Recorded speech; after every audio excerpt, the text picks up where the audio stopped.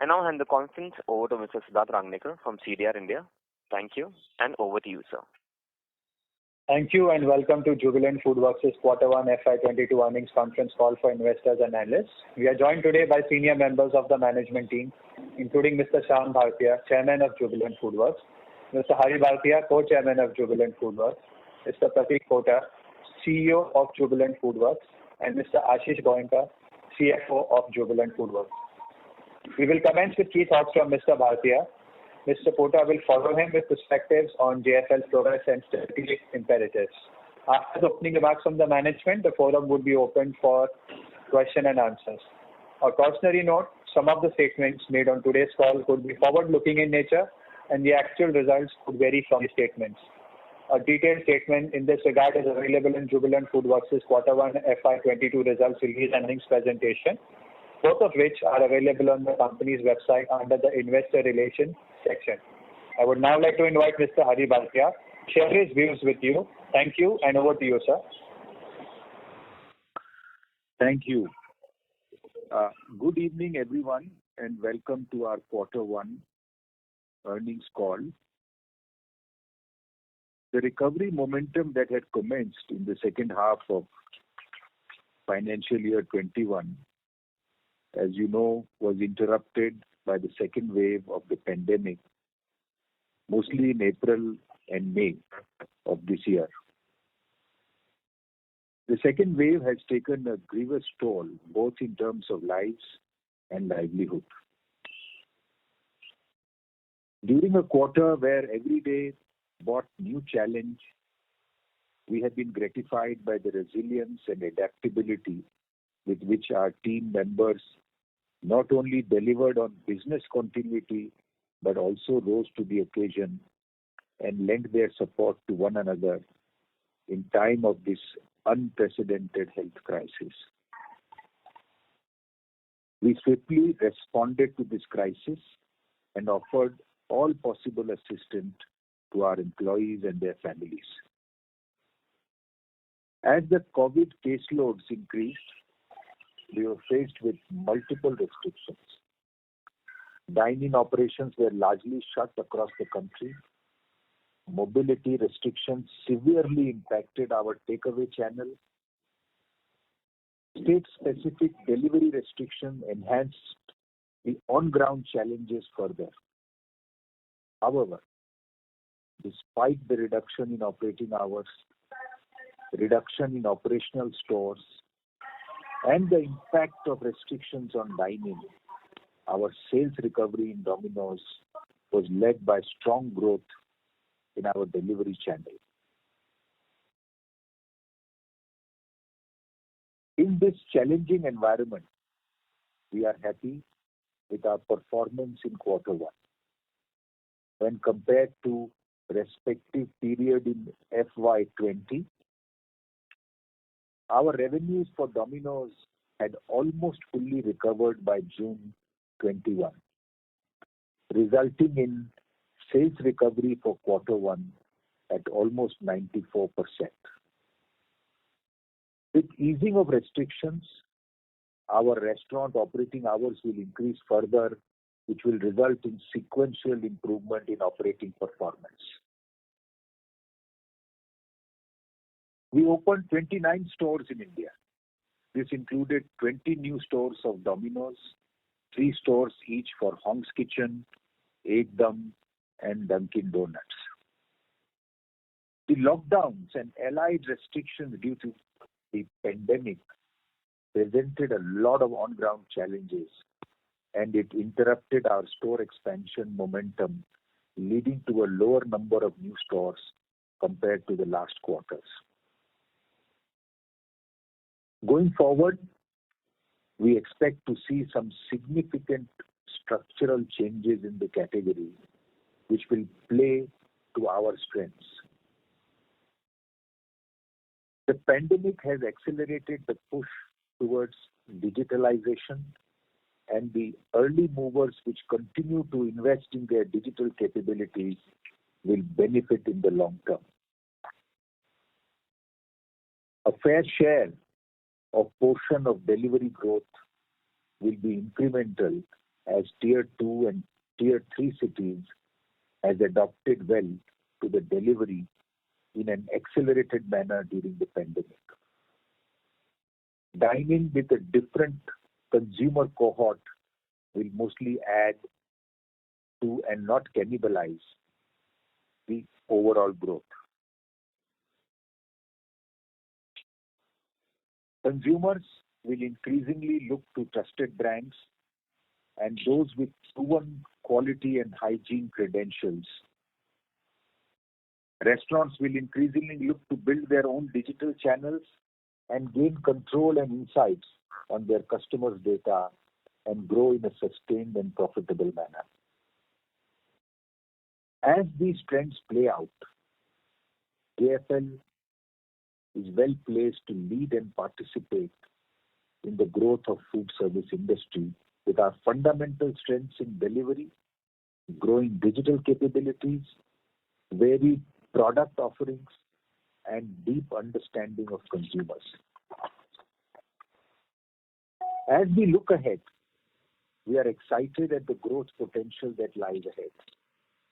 Towards that, we will be making two significant investments in our supply chain network, that is increasing our capacity in Bangalore and Mumbai. We also intend to accelerate our new store openings and plan to open at least 150 to 175 stores this year.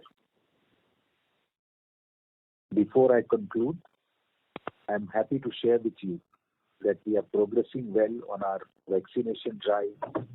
Our endeavor is to vaccinate all our employees and their families to ensure theirs as well as our customers' safety. This is quite simply the single most important priority for us. With that, I would now request our CEO, Mr. Pratik Pota, to continue this discussion by sharing his perspectives.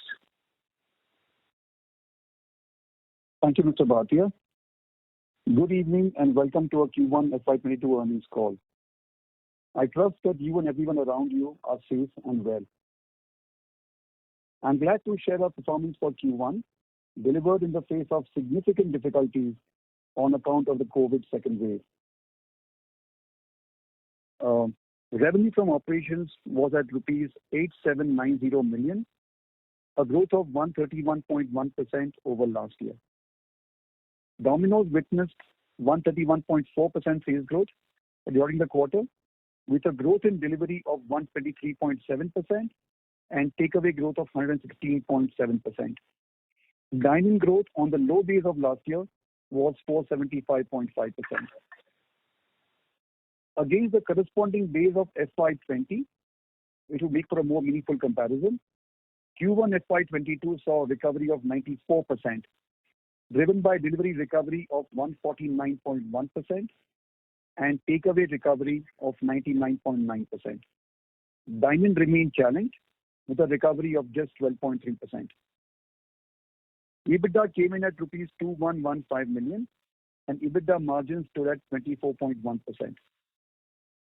Profit after tax at rupees 626 million translated to a profit margin of 7.1%. I will now share some of the highlights of last quarter. Growth picked up post the easing of the curbs on operations in the second wave, and the momentum in June was markedly stronger with almost complete revenue recovery. We opened 29 new stores during the quarter, including 20 new Domino's stores, and which marked our entry into 5 new cities. We also opened 9 stores for the new brands, 3 each for Hong's Kitchen, Ekdum and Dunkin' Donuts. While the store opening was lower than the earlier quarters on account of the pandemic-related challenges, we intend to accelerate the store opening momentum, as Mr. Bhartia said, and with a target of opening between 150 to 175 stores this year, on ground conditions permitting. Continuing our focus on driving our own digital assets, our app installs during the quarter were 6.8 million. We continue to build upon our digital capabilities and made some changes on our app and our PWA with a focus on enhancing user experience. Our dominant and growing share of our delivery orders continue to come to us from our own assets.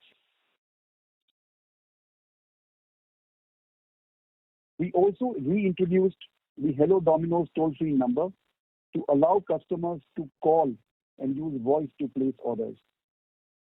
While the dominant majority of our ordering will remain online, there is a small cohort of customers who are much more comfortable with telephone ordering, and this functionality will help address that need.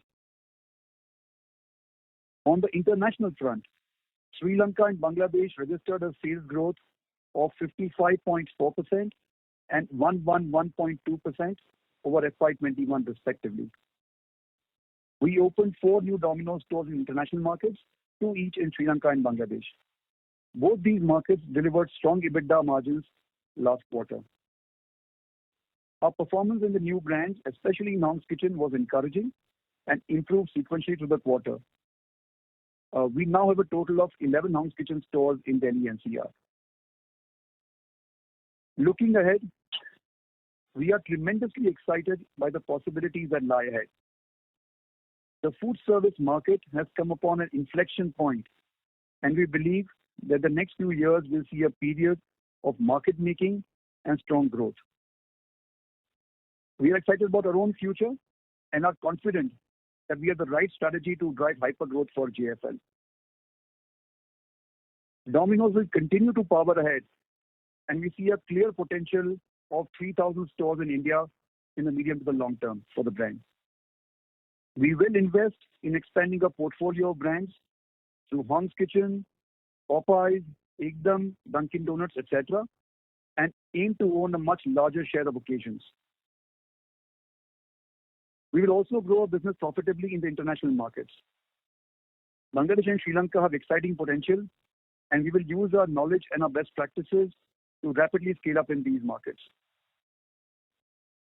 Our growing strength in technology and our digital transformation will help us improve the customer experience and improve the employee experience, as also drive efficiencies. To summarize, we believe that we have the right strategy for driving profitable growth in this exciting category and to transform into a multi-brand, multi-country food tech powerhouse. With that, I would like to call upon the moderator to initiate the Q&A session. Thank you very much. We will now begin the question and answer session. Anyone who wishes to ask a question may press star and 1 on their touchtone telephone. If you wish to remove yourself from the question queue, you may press star and 2. Participants are requested to use handsets while asking a question. Ladies and gentlemen, we will wait for a moment while the question queue assembles. Participants, you may press star and 1 to ask the question. The first question is from the line of Abneesh Roy from Edelweiss. Please go ahead. Yeah, thanks for the opportunity. My first question is on store expansion. You mentioned 150 to 175 in FY22. So wanted to understand for the non-Domino's if you could give us the breakup. Also, you mentioned Hong's Kitchen's performance has been more encouraging. So what is working better in Hong's Kitchen vis-a-vis Ekdum, if you could elaborate? Thank you, Abneesh. Thank you for your questions, and I hope you're well. On your first question of our estimate for store opening estimate for the new brands, we don't have a number to share with you yet. We are looking to expand the network, and as you've seen, we have opened stores both in the last quarter and the quarter before. So we'll be gradually scaling up our network to begin with across Delhi NCR and then in the other towns. So that's on your first question. On Hong's Kitchen and Ekdum, I think we are very pleased with the performance in both the brands.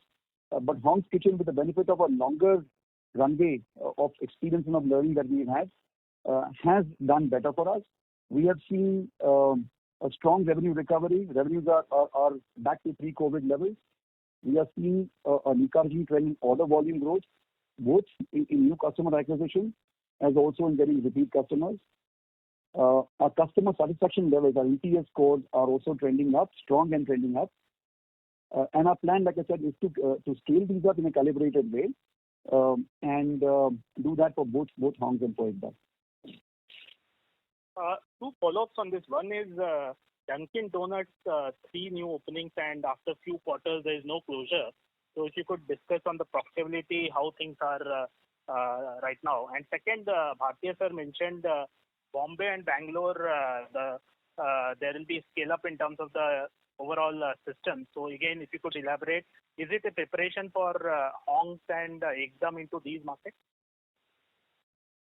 So, Abhish, on your first question, on Dunkin' Donuts, as you're aware, Dunkin' has traditionally been a model that's been more centered on dining.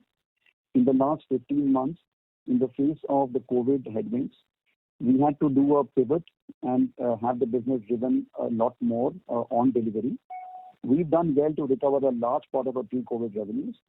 Once dining restrictions are eased, we will see our dining revenue stream come back. We will see a greater mix of beverages and of food come back. Our profitability on Dunkin' is under control. And you would recall the journey on profitability of Dunkin', where we were earlier and where we transformed to in the recent past. So our resolve of growing Dunkin' profitably remains, and we're confident that as dining restrictions are revoked and as we are able to drive a lot more of dining revenues and beverage revenues and coffee revenues, we will see strong growth and profitable growth on Dunkin'. On Bombay and Bangalore, these are investments we are making in expanding our commissaries and growing the capacity. As of now, these will obviously service the large network of stores of Domino's.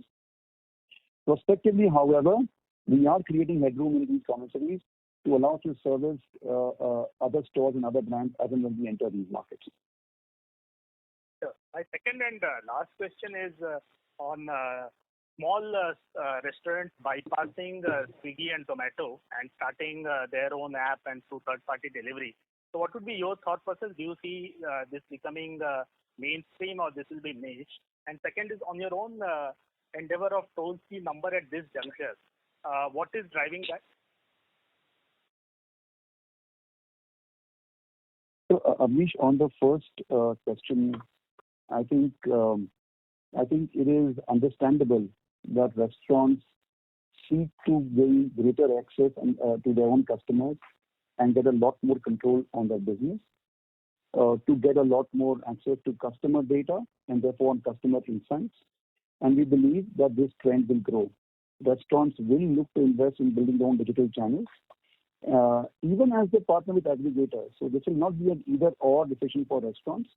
You will see restaurants playing in both spaces, partnering with aggregators, but at the same time investing in building their own digital channels to be able to get customer data, to be able to have much more control on their business, and also to help improve their margin profile. Aggregators are a high-cost channel for most restaurants. This will also help them mitigate that headwind. I see this as a very clear ongoing trend that will continue.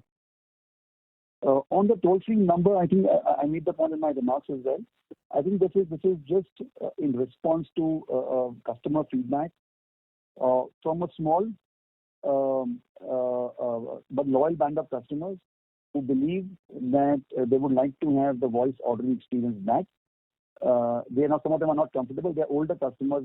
Some of them are not comfortable with using smartphones to order, and we responded to that request, and that's why we got the toll-free number back. Sure, that's very useful. That's all from my side. Thanks. Thank you, Amish. Thank you. The next question is from the line of Vivek Maheshwari from Jefferies. Please go ahead. Hi, good evening, everyone.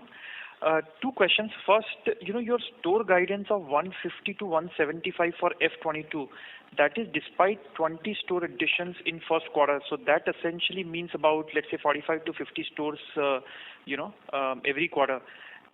Do you think that is, in the current context, that is something, is that achievable? One, and second is the rush also because you are getting attractive deals, from the landlords, and which is why there is a rush to build those stores? Vivek, thank you for the questions. I think our store opening guidance of 150 to 175 stores, despite the fact that we opened 20 stores, is a reflection of our confidence in our ability to be able to execute and to open these many stores. If you look at the preceding 2 quarters, just before just this one, we have, as you know, opened 50 stores of Domino's each. So we have the capability, we have the bandwidth, we have the ability to be able to go and open that many stores. We don't expect, therefore, this to be a challenge.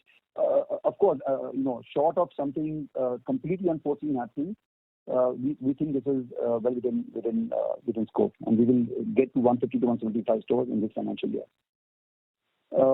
Is it in response to opportunistically to better the rental deals? No, not so much. I think we've always talked about the fact, we talked about it a couple of quarters ago as well, that our confidence that this is a category and ours is a business that is poised for hypergrowth. And we see a lot of opportunity for opening Domino's stores in existing towns.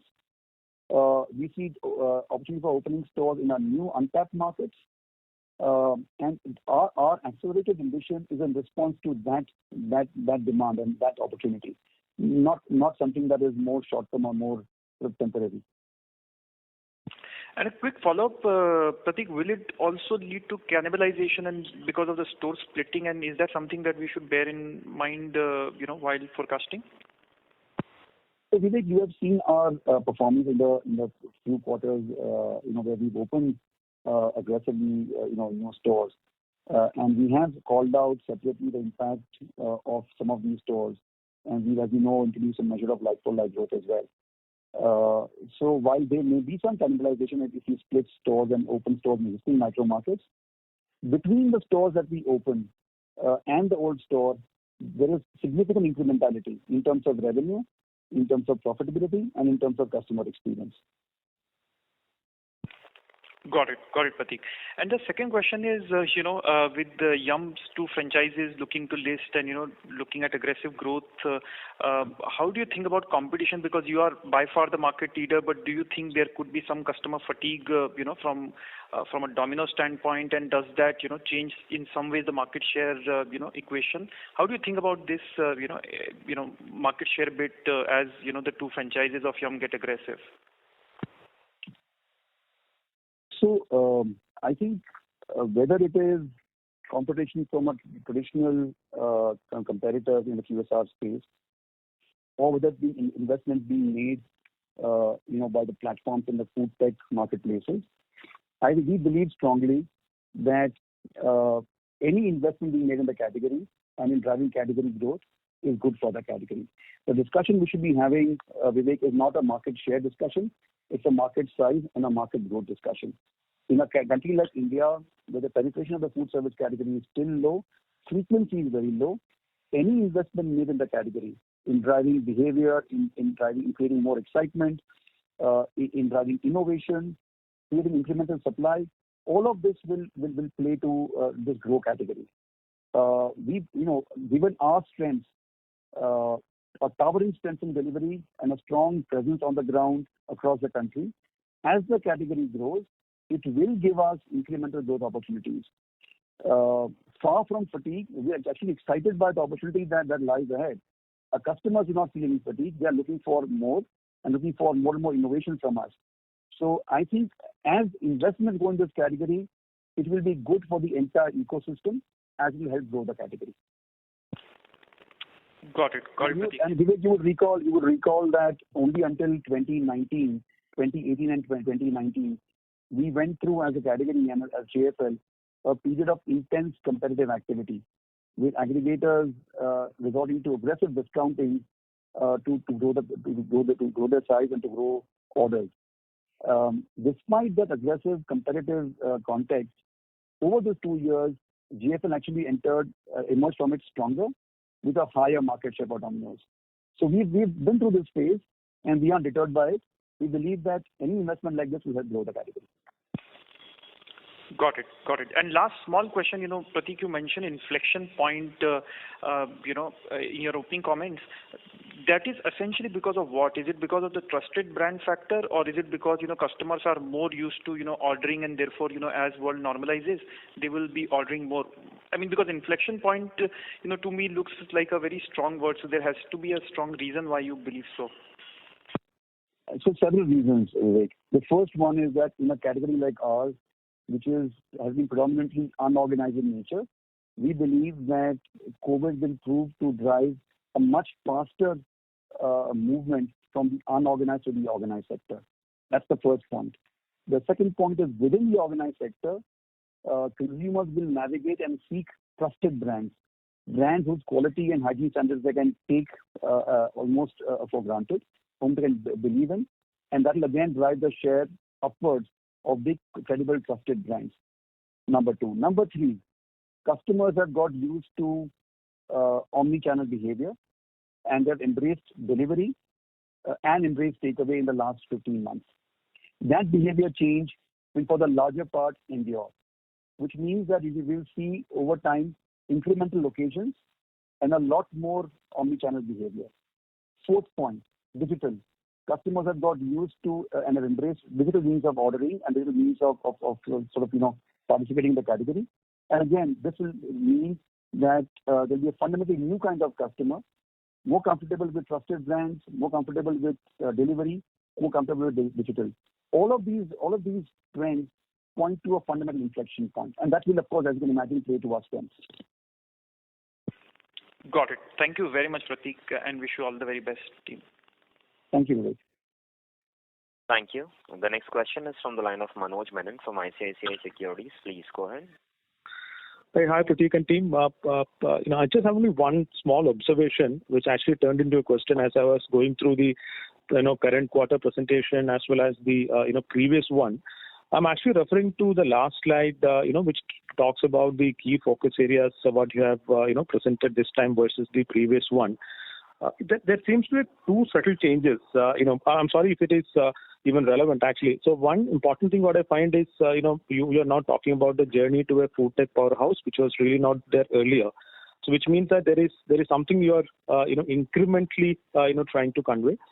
Second, there is one pillar which was really not there previously. Since I'm just comparing as we speak, it used to talk about build digital strengths earlier.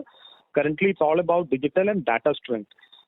Now, so two things here. One, what exactly is this change about digital and data currently versus digital, or is it too subtle to just ignore? And if yes, from a decision tree thought process point of view, the second question is that, what's your take on differential pricing, as a strategy? Is it feasible in India currently, given the data strengths which you have? Thank you. Thank you, Manoj. Let me respond to your first question. So on what you see as the slide that we've called out and the changes we've made, I think the fact that we've called out food tech specifically in our ambition, it refers to our intent of making digital and making technology at the heart of everything that we do. So we intend to use digital and more generally technology to completely transform and revamp our customer experience, our internal employee experience, and to drive operational efficiencies and business efficiencies. And towards that, as you know, we are building a strong digital team. We have built a large team, and we are investing it even further, both in product and user experience and in technology and in engineering. We also are building a strong digital data science team, and that speaks to your second point about how we nuanced the pillar as digital and data strengths, because we are investing in building much stronger data science capabilities. We also intend to invest in growing our ML and AI capabilities. So all of these are the reasons why we believe that we called out specifically the fact that our ambition is to transform into a food tech powerhouse. Yeah. So that's your first question. On your differential pricing question, I wanted you to clarify, how do you mean differential pricing? Do you mean by channel? Do you mean by day part? Do you mean by geography? How do you mean that? So just to give an example, honestly, what I had in my mind, looking at your, let's say the last quarter number of, let's say 5.7 crore or 57 million downloads, and so exactly, let's say as a consumer, XYZ's behavior. Whether an XYZ actually, clicks on the discount button or doesn't, or what he or she actually orders, etc. So based on the actual data availability, what you have about a customer, or as a consumer rather, in your case, is there an opportunity to actually do differential pricing directly to me if I am a consumer? So Manoj, if I may build on the larger theme and talk about that. The fact that we have access to a vast reservoir of customer data, their ordering behavior in the past, the way they've responded to new products, the way they've responded to promotions and discounts, allows us to personalize the experience a lot more. So the broader theme of personalization is a critical work stream that we are sort of working on. Within that, prospectively, we can separate customers in different cohorts by their purchase propensity and their discount affinity. So if the customer is more discount driven versus the customer who is less discount driven, we can prospectively serve up different offerings to them. So to that extent, we will be able to target discounts a lot more efficiently to customers, where we can be fairly certain that there will be incrementality of the discounting spend. Sir, understood, Prateek, actually. So it is feasible. But my question here is, this is more from a volume driving point of view, if you understood correctly, that you're really able to, let's say, push messages to me if I'm not using, etc. That I understood part of the volume side. But from a value maximization point of view, just simply on a price, basically, just to put it simply, is it even feasible to think about, actually using this as a lever, to let's say even reduce discounts? And also, if yes, the question there is from a decision tree point of view, is there a consumer dissonance angle which needs to be kept in mind? Thanks, and that's the last question. Thank you. Yeah. No. Look, I think before we get to differential pricing by customers, I think there are opportunities available in looking at differential pricing by geography, by channel, by day part, and those are areas that we can certainly evaluate. I think before we get to pricing for each customer or customer segments very sharply, I think there are these opportunities that lie before us.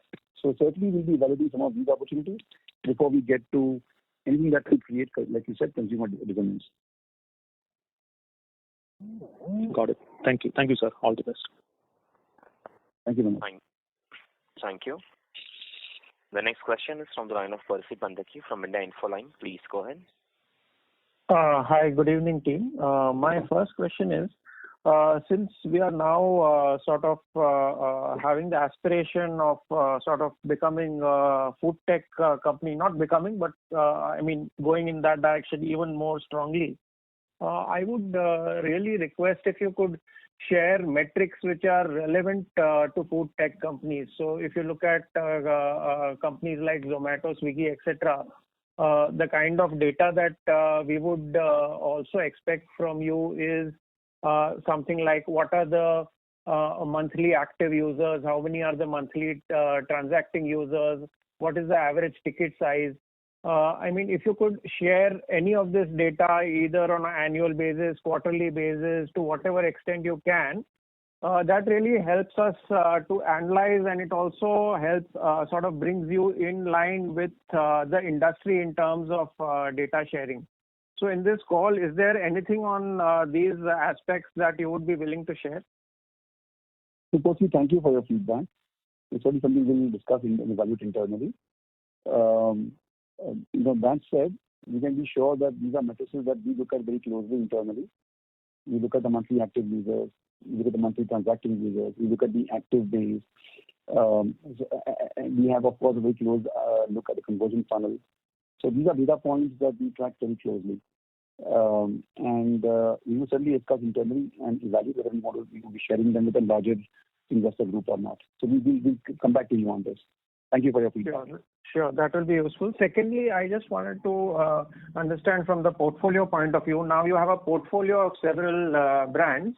what I see missing here is burger. Now you can say that you are playing burger through Dunkin' Donuts. You might be able to play it partially through Popeye, but this is rather a tangential sort of play to this big industry of burger.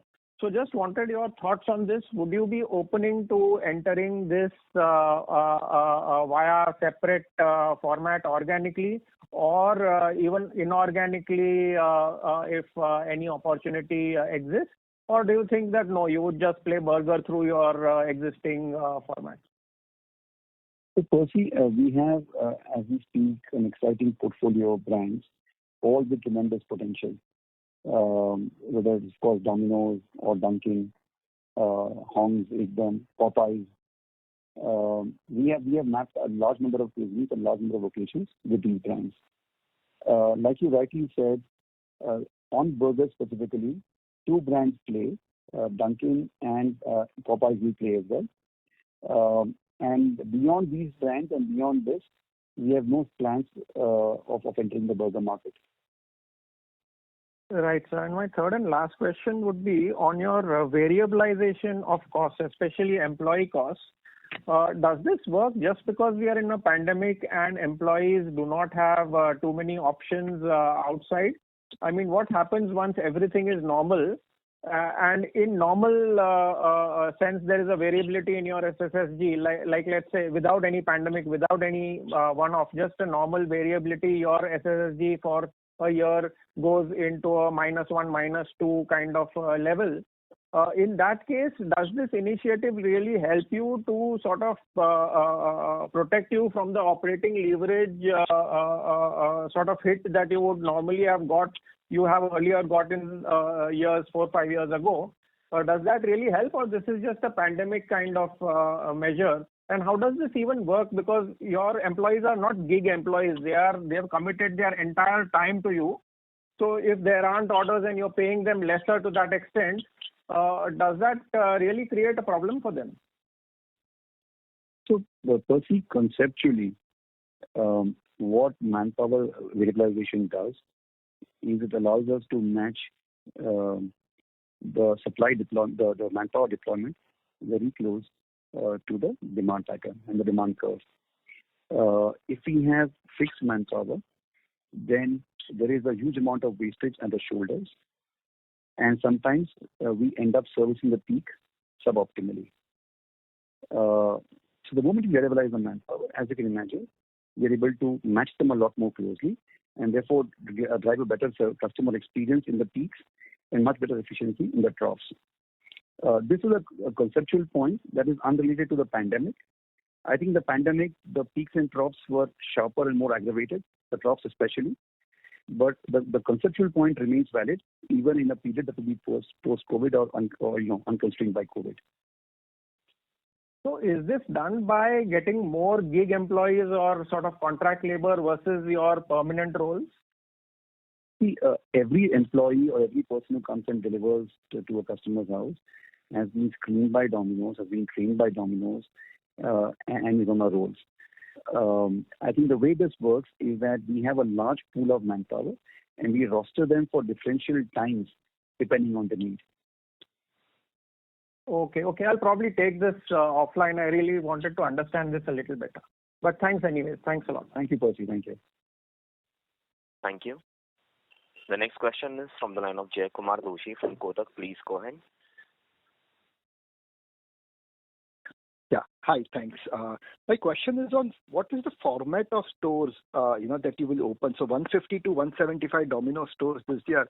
In terms of size and revenue potential, will it be comparable to the size of store? The number of Delco stores which will not have comparable revenue potential. Well, thank you, Jay Kumar.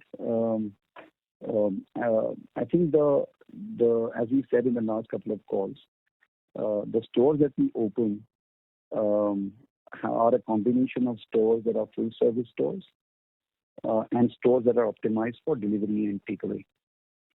The 150 stores plus that we intend to open this year will similarly be an assortment of these kinds of stores. However, given the context, And given the fact that in our existing towns, the growth will be led by delivery, a larger share of these stores will be smaller, more compact, more efficient stores, which are delivery carry-out focused. The few full service stores that we open will typically be in the smaller towns. We do not expect these stores to have a lower revenue structure than existing stores, and we don't expect them to have any differential payback from what we have seen in the past. That's very helpful. Now, in case of new brands, can you give us some color in terms of what is the average size of stores? What is the kind of capex that you incur for HK and Ekdam? And how is the revenue potential for these stores, the ones that have matured as of now? And how does it compare versus Domino's? Yeah. So, Jaykumar, on Hongs and on Ekdam in terms of the store format, the Hong stores are a combination of full-service standalone stores and combined with a delivery carry-out store. That is a combination of Hongs plus Ekdam plus Dunkin'. So some stores are shared stores with delivery carry-out focus. We also have some standalone stores. I think it would be unfair to compare Hong's Kitchen's financials with that of a brand like Domino's, which has many years of experience behind it. But I think the intention and the objective is for Hong's to, with its own order volume, be profitable and be sustainable, and therefore be scalable. And we feel good about where we are on Hong's, especially in the older stores, where we've obviously been open for a longer time, in terms of the overall business health and overall store level economics. Understood. So I get that your current arrangement with Dunkin' Donuts allows you to open a single store which also has Hong's and Ekdam brands, a Delco format. Is that right understanding? That's right, Jaykumar. Can you also include Domino's in that store at some point of time? So single location with 4 brands, all Delco format, or? If there's a market like that which requires a delivery carry-out focus on Domino's, of course, you can potentially do that as well. Understood. Thank you so much. That's it from my side. And good luck. Thank you, Jaykumar. Thank you. The next question is from the line of Ashit Desai from Emkay Global Financial Service. Please go ahead. Yeah, hi Pratik and team. Thanks for the opportunity. My question is on your sales recovery. If you look at June recovery, it seems a little lower compared to what we hear from other consumer companies. So when we look at June versus May, the recovery seems a bit lower. If you could throw some more light on that in terms of what has been the impact, maybe region-wise, we've seen different levels of lockdown, and you may also have different level of stores being operational throughout these 3 months. So if you could put some color on that, that will be helpful.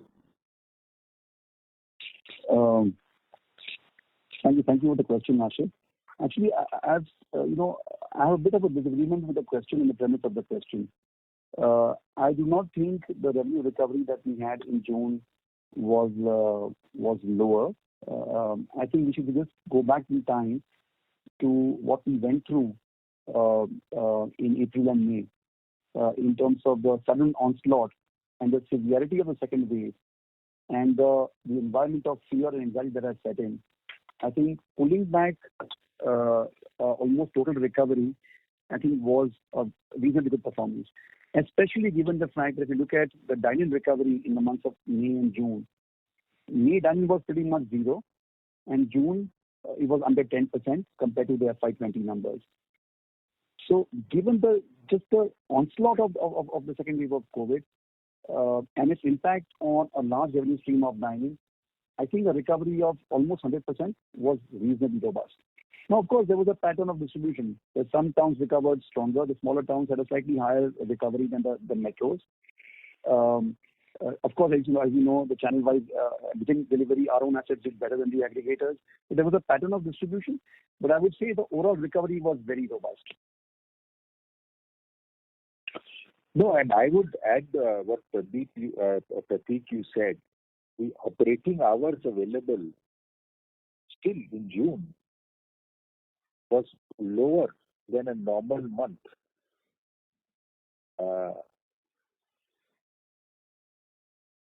Absolutely right, sir. And just to add to that, we had a significant reduction in operating hours through all the 3 months, including the month of June. While there was some relaxation in restrictions in June, nevertheless, I think this performance of 99.5% recovery was delivered in the face of a major restriction in operating hours. Okay. And was there a material change in the number of operational stores? Because if I look at your overall number of stores, these were higher by 10% versus Q1FY20. Yeah, I think Q1FY20 also because did not have the COVID-related restrictions. In Q1FY22, the quarter just gone by, we had several restrictions in terms of stores in operational, in corporate parks, in education campuses, and travel and transport locations. Plus the curtailment of operating hours in stores that were even operational as well. Whether it was in terms of restrictions on the weekend or closure by 8 p.m. So effectively, the operating hours were far lower than what we had in FY20, despite the stores being higher. Got it. And my second question was on competition. Beyond the increased options to consumers, I mean, you now have a lot of QSR players which have announced big expansion plans. So based on that, wanted your thoughts and outlook on employee and rental inflation. What is the outlook on these two cost lines ahead? So as far as the impact of growing competition or employee cost line, I think it's important to recognize that when we look at our talent pool outside the delivery manpower, our talent pool is not limited to restaurants and to QSRs. We hire from companies across the board, FMCG companies, other consumer companies, technology companies increasingly. So therefore, as far as the non-store manpower is concerned, the fact that there is greater competition emerging from QSRs will have not have any material impact on employee costs. As far as the store manpower is concerned, we have been living over the last 2 years in an environment where there's been a dramatic growth in delivery, not just in food service, but in e-commerce space in general, across delivery spaces. So we have refined the playbook on how do we deal with employee costs when there is much more demand for delivery manpower. And we've seen that reflect in all our productivity measures. The fact that we moved from fixed manpower to flexi manpower. The fact that despite our revenues being so variable, we've been able to pull back on employee costs in a very agile way and not impact margins and avoid operating deleverages. I think it's testament to that. So clearly, I think as far as employee costs are concerned, we don't expect that to play out materially. And rentals? Oh, I'm sorry. On the rentals part, Ashit, again, given the fact that there is a very clear market and a very clear kind of stores that we are looking for, we do not expect to see any rental inflation. If anything, I think what has happened in the last 15 months is on account of COVID. There have been significant closures, not just of restaurants, but of small businesses and retail businesses in general. And therefore, there are many more options open in the market in terms of real estate, both in larger towns and metros and in the smaller towns. So we don't expect the fact that restaurants are expanding faster to have any material impact on rental side. Okay. One last quick check, if I may, since you mentioned that some of the new stores are smaller in size and offer delivery carry out, but you look at a similar revenue potential. Given these are smaller and may have lower rentals and lower employees also, I mean, do these operate at a materially different, higher margin profile than versus your full service restaurants? If you could give some sense on that based on stores that you have already opened in the last 1 year. I think it's difficult to answer the question, Ashit, because in the last 15 to 18 months, last 15 months especially, there's been a fair amount of noise. and therefore it's hard to sort of clean up the noise and talk about what could be a long-term sustainable margin profile of these stores. I think the encouraging part is that despite the constraints and despite the headwinds on account of COVID, the stores that we are opening and that we opened in the last 15 months have delivered on target and delivered on plan.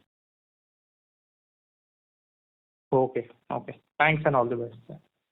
Thank you. Thank you. The next question is from the line of Arnav Mitra from Credit Suisse. Please go ahead. Yeah, hi, Prateek. Congratulations on the strong recovery in June. My first question was on the new brands, you mentioned that some of the stores will be more delivery takeout stores. Do these brands also have a potential to purely go into a dark kitchen format in which there is no frontage at all? And would that be a part of the expansion as we go ahead over the next few years in these new formats? So Arnav, we talked earlier about the importance of building consumer trust in this new category, and that's especially true of our emerging brands and our new brands. We believe very strongly that one critical way of building that trust would be to have a physical presence of stores, even if they are delivery carry-out focused stores, for customers to come and feel and experience the brand. And dark kitchens, while they may offer some economies, will not allow us to engender and build that trust. So the way we see our model going for the new brands is a combination of full-service stores along with some delivery carry-out stores, which are smaller and more efficient. But we don't expect to see completely dark kitchens form a material part of the whole portfolio.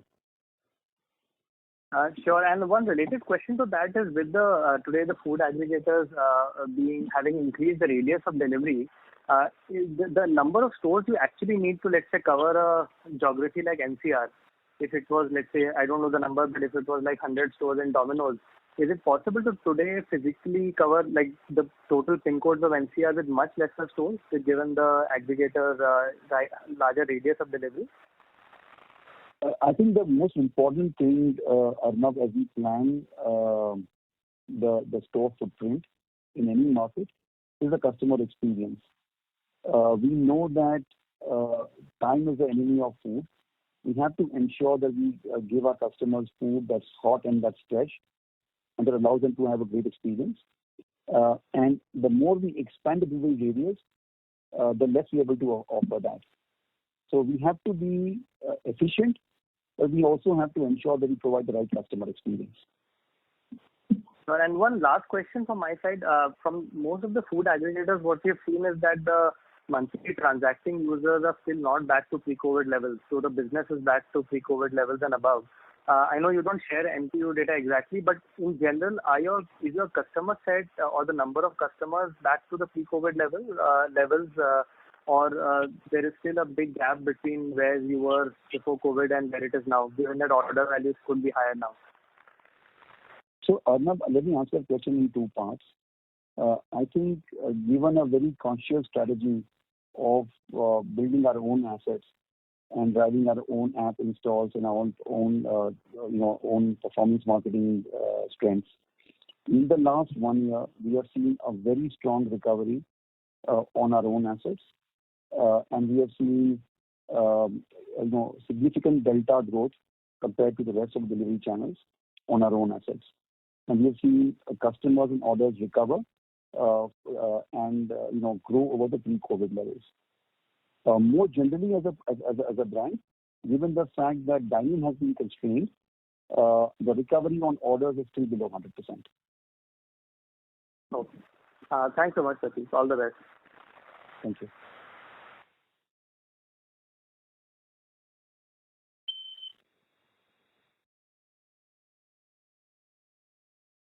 Thank you very much. Hello. So can you hear me? Yes. Yeah. You move to the next question. The next question is from the line of Amit Sachdeva from HSBC. Please go ahead. Hi. Thank you so much for taking my question, and congratulations on a good set of numbers. So Prateek, my question is on the new formats, but more specific to, say, Popeyes. and the way how one should imagine the next 5-year journey. I know maybe it's still too early, but I just want to sort of see, given the format is well set, given this is like a market development work is already done in this category quite a lot for many years, and given your already pan-India presence with Domino's and network rollout is already in place, you have deeper consumer insight.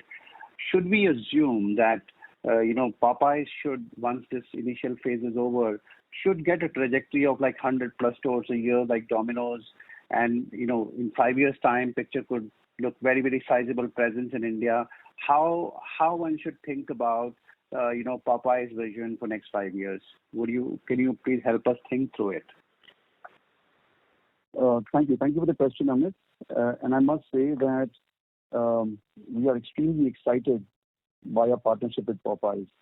And we believe that, and we know that the chicken category is one of the largest segments in the country and the one with very strong growth potential, both on penetration and on frequency. Given that India is a largely non-veg market and largely poultry-driven market. We have the Popeyes team in place, and the team is hard at work trying to put together the launch mix and to get to the market before the end of this year. Given the fact that the chicken category is established, and therefore investments in building the category will not be required, even as we launch, we are fairly clear the trajectory of Popeyes in its scale up would be faster than what we see some of the other brands that we have. This is a category that's growing and established, but with a lot of runway for growth even now. So when we launch Popeyes, we believe that once we have our learning curve behind us, we will scale up faster on Popeyes. But specific store opening numbers, I think certainly the runway would be faster. Okay, now that's very helpful, Prateek, for getting that understanding, because this is something that probably because the market is already developed, so I think the opportunity could be captured sooner than probably other new formats like biryani or for example maybe Hong's Kitchen, which may have larger element of dine-in, for example. Thank you so much. But second very quick question is that I see that margin profile has changed in part because of delivery fee and given that delivery is doing so well. But at the same time, do we see that the value capture this category is now giving you like 24-25% kind of margins, EBITDA level, and gross is 77-78? Are we sort of in a zone where these margin structures are more permanent, or are we looking at this is a one-time impact of because of COVID and consumers are willing to pay for convenience, safety, and trust and everything, and that's the reason these margins are sort of one-off? I'm not saying that whether you give us guidance for lower or higher margin, but is it just a new shift, and you are happy to operate at that level of operating economics for the stores? It's a broader question. It may have delivery is more, it is more profitable, dine-in is slightly less, costs are higher. It could be many moving parts there, but I'm just asking whether you are happy to operate at 78, or would you much rather have revenue throughput coming at the expense of margins as well? How would you think about this in the next 3 years as the COVID recedes? So Amit, I think the one thing we've seen us do is that even as revenues have moderated on account of COVID, we have taken a number of steps that allowed us to deliver strong EBITDA margins. And more recently, we've done that even in the face of increasing inflation and increasing food cost. As we look ahead, there'll be several pushes and pulls on our P&L. We see inflation, playing out now, but will moderate in the longer term. We are seeing some impact on account of fuel costs, etc. There'll also be investments required to be made in digital, in technology, in driving innovations, improving customer experience. At the same time, of course, we'll be driving efficiency and ensuring that we are able to run a very tight operating shift. Now, where this will land up in terms of operating margins, EBITDA margins, is hard to forecast and hard to tell. But the one thing I think it's fairly clear that this is not a quote unquote one-off, like you said. These are not one-off margins. I think we've come out of the pandemic, I think more efficient, stronger as a business model, and more de-risked. We have been able to insulate ourselves against a revenue reduction and against channel mix changing significantly. So we feel good about where we are, and we don't think this is quote unquote a one-off, like you said. Okay, no, that's very, very good to hear that. But my question was also purely from the gross margin point of view. At 78% odd, which is slightly, but probably highest in QSR, if I may say, And would that be a good margin to sort of continue with, or would you rather say, well, this is because of the situation, because delivery is high and we are able to charge delivery fee, but eventually what you're comfortable with, one is cost efficiency at the EBITDA level, but at the gross level, are you okay to sort of drive purely from 78 kind of margins, in largely coming from Domino's, I assume, but is it a comfortable margin structure for you at the gross level? Let me pull back and answer the question a little differently, Amit. I think our objective and a singular focus as a brand has been and will remain in offering value for money for our customers. We have, as you know, been very, very careful and very guarded about taking pricing, despite having inflationary headwinds. Our NPS scores on value for money remain very strong, and we keep a very hawk's eye on the way customers evaluate us on value for money. So that's our primary objective. The good part is that we'll be able to deliver great value for money while having healthy gross margins. So that's the balance we strike as we go forward. It will not certainly be margins at the expense of value for money or vice versa. Okay, I got it. Thank you so much, Prateek, and all the best, please. Thank you, Amit. Sorry. Thank you. A request to all the participants, please restrict to 2 questions per participant, so the management can address all the questions of the participants. The next question is from the line of Latika Chopra from JP Morgan Chase. Please go ahead. Thank you. Hi, Prateek and team. Basically, my question is extension, I think, of the previous question. Wanting to check, were there any kind of price changes that you initiated over the last month or so? And also, have you seen any specific changes on the promotional intensity dynamics with the markets reopening? Thank you, Latika. Thank you for the questions. In response to your first question, we have taken a small pricing action recently towards the end of June. And that's a very small correction that we made in prices. And this was in response to some of the inflation headwinds that we spoke about earlier. And that's something that is, that will only help us cover for inflation. We don't expect that to have any impact on margins materially.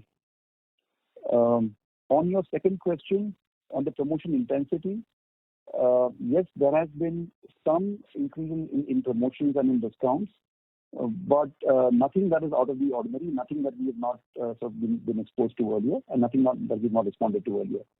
So, of course, there is, given the unlock that has happened post-May, there is some increase in promotions and discounts, but I think we are well placed to handle that. Sure. Thanks for that. And my second question was, generally we saw a lot of, you keep coming out with new products from time to time.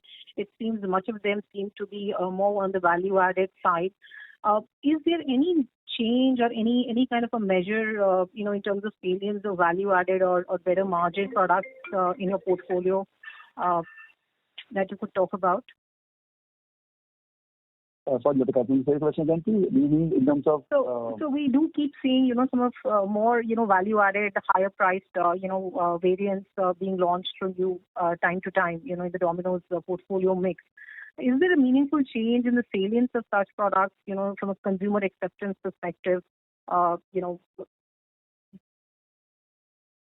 Latika. So I think as we've introduced some of our new value-added products, depending on the product, we have seen acceptance and greater acceptance of these products, and which have helped improve our mix over time. So very recently, we've introduced 2 new innovations in the last quarter.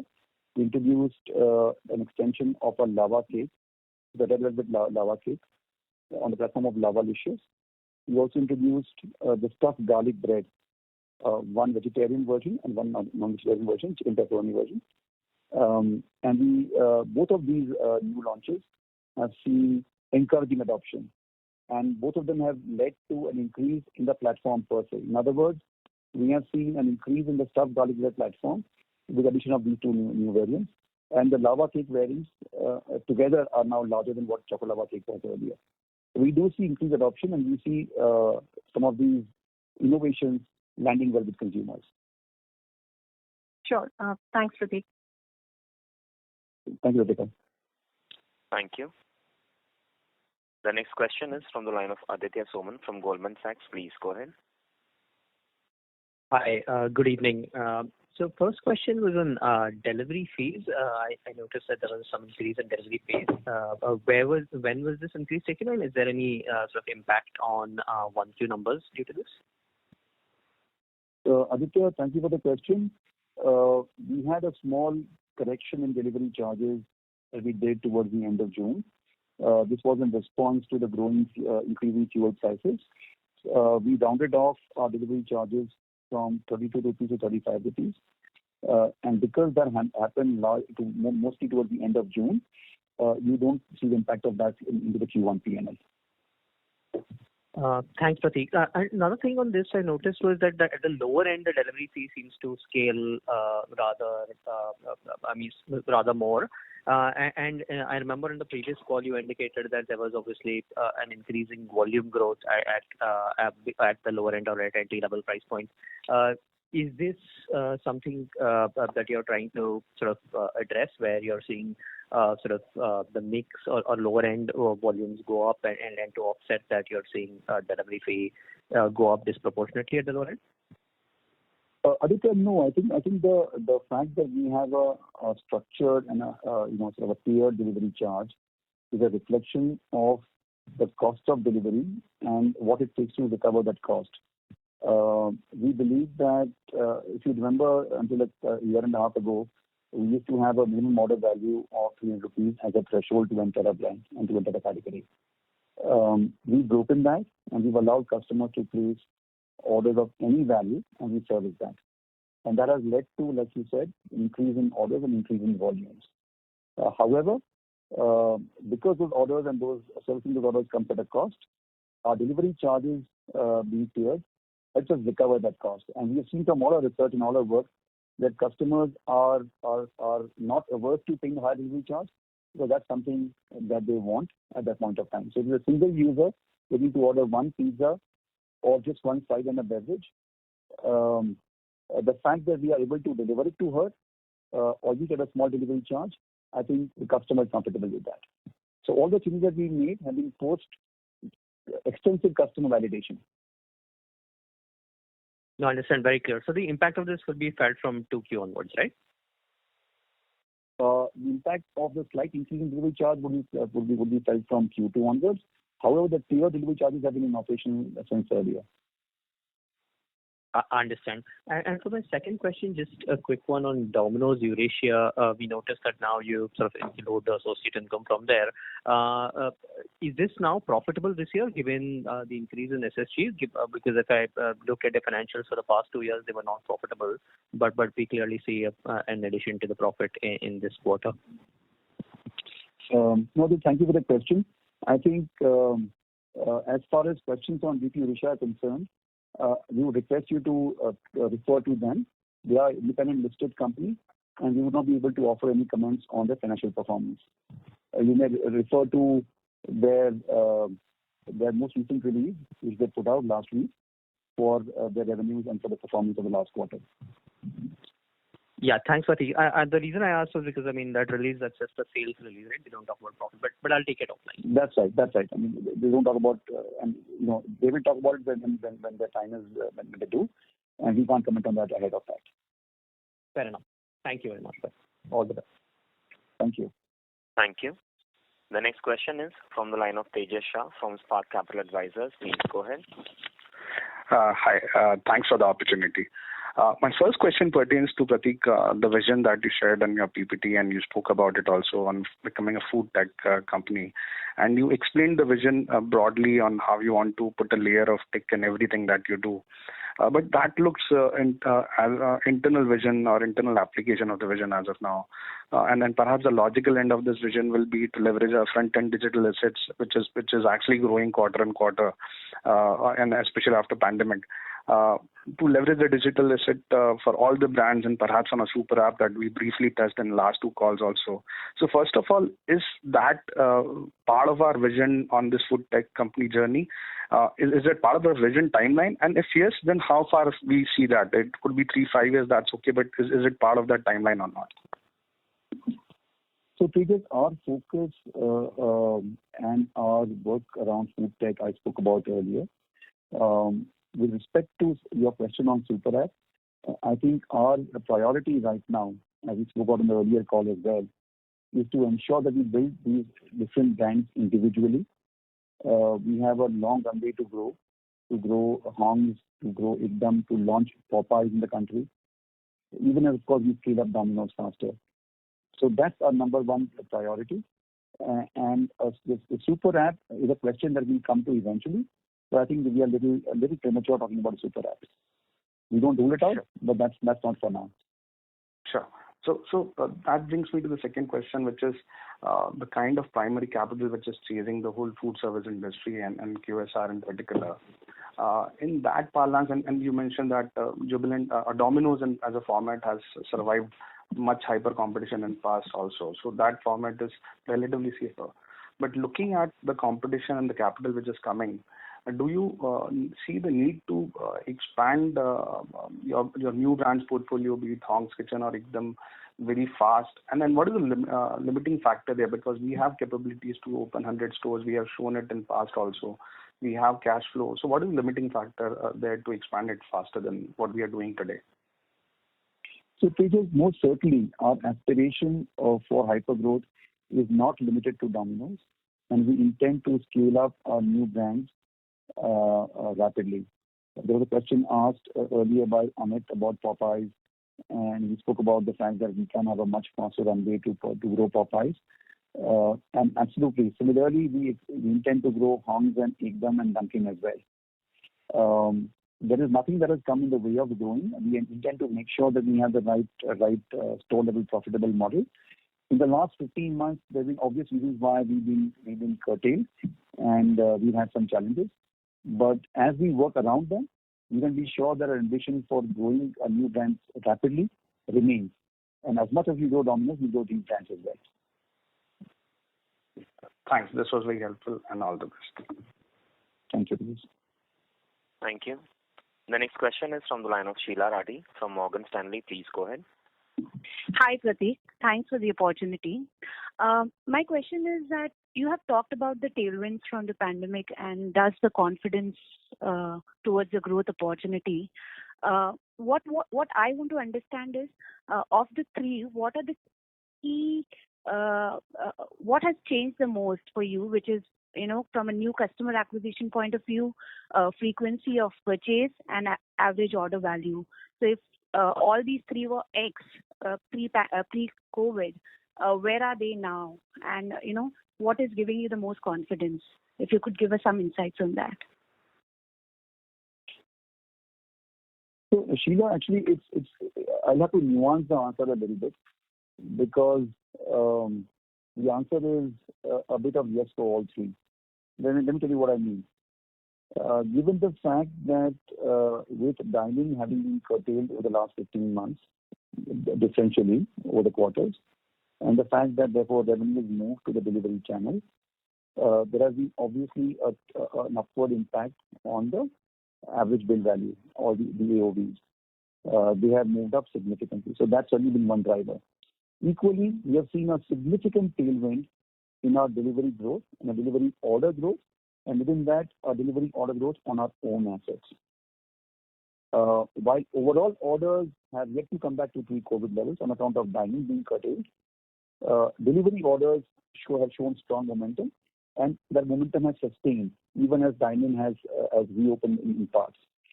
And your first point about frequency, we see customer cohorts where frequencies have actually increased. As much as we see customer cohorts where frequencies have dropped because of dining channels being curtailed. So we see all of these, and we see green shoots in each of these three indicators. It gives us the confidence. And by the way, just to add to that, it's not just these three. It's also pop strata, the metro versus the smaller towns. We see a very strong recovery in the smaller towns, which were more dependent on dining. They've come back very strongly on delivery. So whichever way we look at, we see strong tailwinds and we see strong green shoots, which will help us grow much faster as a category and as a company once the COVID situation normalizes. Okay. Any quantification here from X to where they are now? No, Sheila, no quantification, please. Okay. We don't do that traditionally, as you know.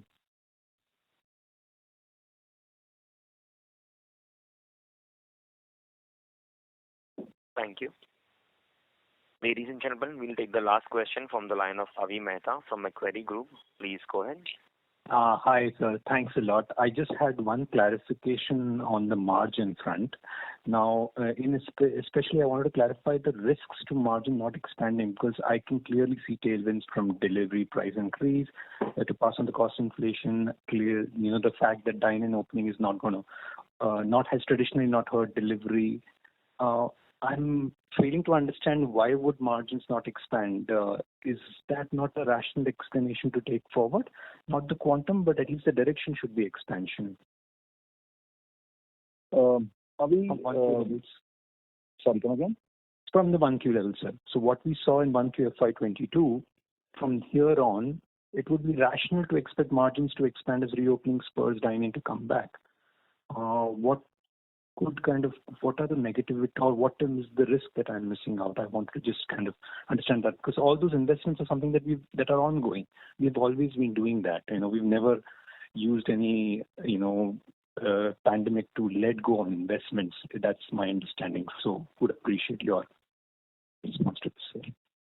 So, Avi, I think it's important to recognize that obviously even as we attempt to improve our margins sequentially, there are these various cost pressures that could come in play. There could be personnel cost pressures. There could be investments required to be made in driving marketing. And I think we have discussed extensively earlier in the call on the increased competitive intensity and the need for us to scale up faster. So there could be investment that will be called upon to be made to drive marketing investments, to drive data promotions, to drive greater digital assets and greater digital sort of downloads. So all of these will have a role to play, even as we try and extract even more efficiencies, and even as the impact of pricing flows through. So where that lands us, we can't be sure, and which is why the call that we made on the margin. No, fair enough, sir. So just one bit, if I may clarify, or if I can delve on, is the employee bit. Now, clearly there's been a lot of work that you've been doing from the start, and not just pandemic. Pandemic has just accelerated that. This variabilization of employee cost, is this not structural in nature? Or what is the risk that you which you're kind of guiding towards? Is this more a macro risk that you are alluding to, or is this more that as reopening spurs, there would be a demand for more employees? Is that what you're guiding to? I'm not very clear on that part. A bit of that, Avi, but also the need for us to invest in building new capabilities and investing in building new strengths where we want to go forward, such as in digital, such as in technology, such as in data science. So we called upon to be made. But on the store front, yes, the variabilization is a structural change that we need. Okay, sir. So that would not be the... Okay, perfect, sir. That's all from my side. Thank you very much, sir. Thank you, Avi. Thank you very much. And I'll hand the conference over to the management for closing comments. Thank you, and very brief closing comments. Thank you for joining us on the call today and for taking time out. I hope that we've been able to answer your questions. In case you have any follow-up questions or any clarifications, please feel free to reach out to our investor relations team. Thank you. Have a great evening and stay safe. Thank you very much. On behalf of Jubilant Foodworks Limited, that concludes this conference. Thank you for joining us. You may now disconnect. Thank you.